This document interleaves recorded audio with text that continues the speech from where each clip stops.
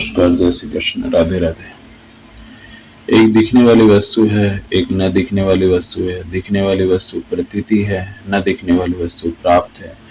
प्रतीति को जड़ प्रकृति कहते हैं, जिसका असत रूप से वर्णन किया जाता है। प्राप्त को चेतन पुरुष कहते हैं, जिसका सत रूप से वर्णन किया जाता है।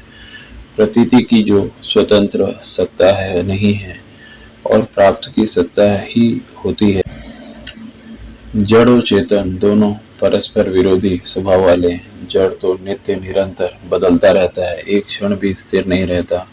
चेतन नित्य निरंतर ज्यों का त्यों रहता है, कभी एक क्षण भी बदलता नहीं है। जैसे रात और दिन का कभी परस्पर संयोग नहीं हो सकता है, ऐसे ही जड़ और चेतन का भी कभी परस्पर संयोग नहीं हो सकता है। परंतु गीता में आया है कि संपूर्ण प्राणी जड़ चेतन के संयोग से पैदा होते हैं।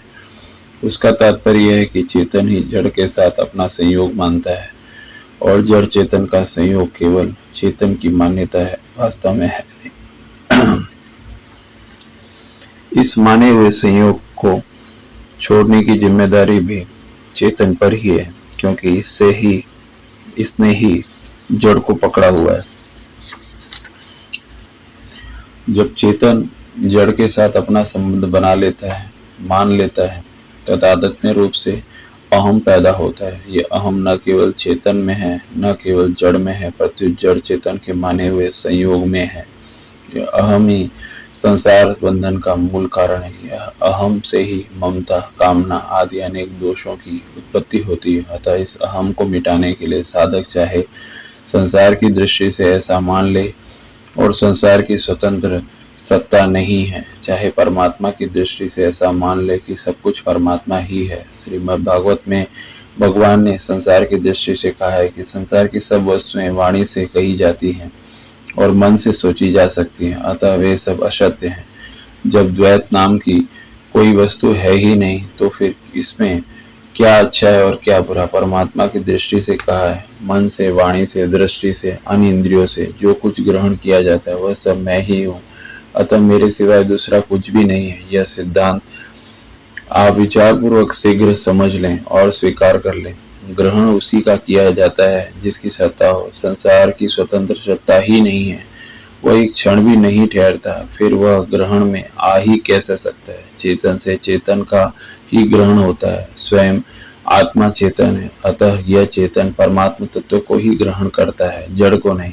परंतु जब स्वयं जड़ के साथ अपना संबंध मान लेता है, तब वह जड़ शरीर, इंद्रिया, मन, बुद्धि के द्वारा जड़ता को ही ग्रहण करता है। जड़ता को ग्रहण करने से यह चिन्मय तत्व से विमुख हो जाता है और उसमें जड़ता की मुख्यता हो जाती है। जड़ता की मुख्यता को मिटाने के लिए साधक को चाहिए कि वह यह सब नहीं है, इस वास्तविकता को दृढ़ता मान ले। ऐसा मानने से उसका जड़ता से संबंध विच्छेद हो जाता है। सब कुछ परमात्मा ही है, यह अनुभव में आ जाएगा। तात्पर्य है कि उसके द्वारा जड़ता का ग्रहण नहीं होता है, प्रत्युत परमात्मा का ही ग्रहण होता है। जैसे मनुष्य की दृष्टि जब गहनों की तरफ, उनके नाम, रूप और आकृति, तौल, मूल्य और उपयोग की तरफ रहती है, जब उसकी दृष्टि में सोने की मुख्यता नहीं रहती है। ऐसे ही जब मनुष्य की दृष्टि संसार की तरफ रहती है, तब उसकी दृष्टि परमात्मा की तरफ नहीं जाती है।